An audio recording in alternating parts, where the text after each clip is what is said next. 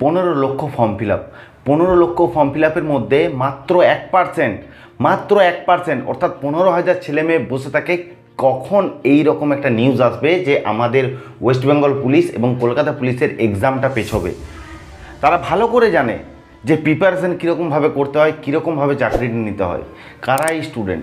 এই স্টুডেন্টরা হচ্ছে তারাই যারা বিগত 6 মাস থেকে 1 বছরের মধ্যে পড়াশোনা শুরু করেছে এবং তারা হয়তো বুঝতে পেরেছিল যে এখন যদি পরীক্ষাটা হয় তাহলে আমরা হয়তো পাস করতে পারবো না, এখন অনেক পড়া তাদের বাকি আছে। তারা এই 15,000 ছেলে মেয়ে তারা বসে আছে যে এই নিউজটার জন্য। তোমরা সবাই এখন জেনে গেছো যে ওবিসি নিয়ে যে প্রবলেমটা চলছে, সেই প্রবলেমটা কখন হাইকোর্ট সুপ্রিম কোর্ট যাবে, এখন কখন কোর্টের মামলা, এখন 6 মাস 8 মাস 10 মাস 1 বছরও লাগতে পারে। ওই 15,000 ছেলে মেয়ে ভালো করে জানে এটা, যে ফর্ম ফিল আপ যখন হয়েছে পরীক্ষা তো হবেই এবং চাকরিও হবে এবং তারা খাকি পোশাকটাও পরতে পারবে। তো তোমরা যারা যারা এখন ভাবছো যে আমাদের কি হবে, আমাদের কি আর পরীক্ষা হবে না, আমাদের জীবন শেষ হয়ে গেল, তাদেরকে বলে রাখি, শোনো, ভগবানের প্রত্যেকটা জিনিসে এক একটা করে তোমাদের সময়ে শুধু পরীক্ষা নেয়, ঠিক আছে? এটা হচ্ছে ধৈর্যের পরীক্ষা। ধৈর্যের পরীক্ষা যদি তুমি জিততে না পারো, তুমি চাকরি পাবে কি করে? চাকরি পেতে গেলে তোমাকে আগে ধৈর্যের পরীক্ষা দিতে হবে, ঠিক আছে? তো চিন্তা করার কোনো দরকার নেই। ফর্ম ফিল আপ যখন হয়েছে পরীক্ষা তখন হবেই এবং চাকরিও তোমরা পাবে। কি হবে? এই যে মাঝের গ্যাপটা, এই যে মাঝের সময়টা 6 থেকে 1 বছরের মধ্যে, এই যে মাঝের গ্যাপটা, যতদিন পরীক্ষা হবে না ততদিন কিছু ছেলে, যারা নতুন কিছু ছেলে, তারা পড়ে এগিয়ে বেরিয়ে যাবে চাকরি নিয়ে। কিন্তু যারা এই সময়ের মধ্যে হাসি ঠাট্টা খেলা আনন্দ করে কাটাবে, তারা কিন্তু পিছিয়ে পড়বে।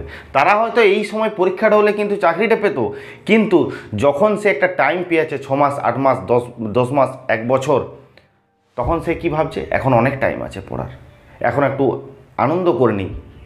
কিন্তু এই আনন্দের চক্করে সে বাদ চলে যাবে, একটা নতুন ছেলে ওই চাকরিতে ঢুকবে।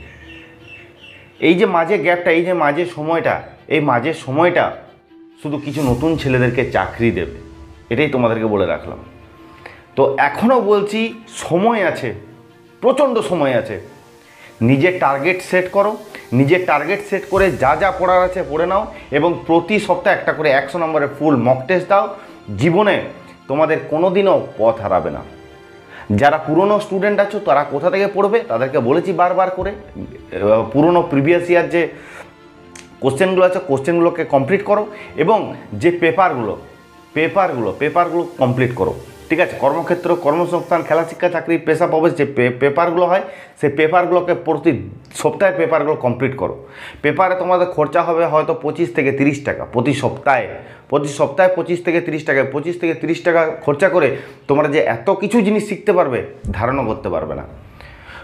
তো তোমরা একটা কাজ করো, নিজেদের আগে টার্গেট সেট করো, নিজেদের কাছে যা যা বই আছে সেগুলোকে কমপ্লিট করো, প্রিভিয়াস ইয়ার কমপ্লিট করো এবং তারপর শুধু পরীক্ষা দাও।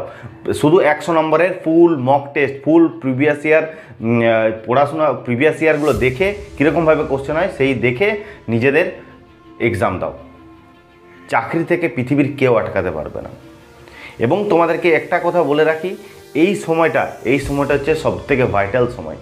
এই যে মাঝে গ্যাপটা একদমই নষ্ট করবে না, নিজের প্রিপারেশনটাকে একদমই শক্তভাবে করবে যাতে চাকরিটা তুমিই পাও। এই সময়টাতে যারা আনন্দ করে কাটাবে তারা সারা জীবন আনন্দই করতে থাকবে। তারা খাকি পোশাক পরার আর তার স্বপ্নটা পূরণ হবে না।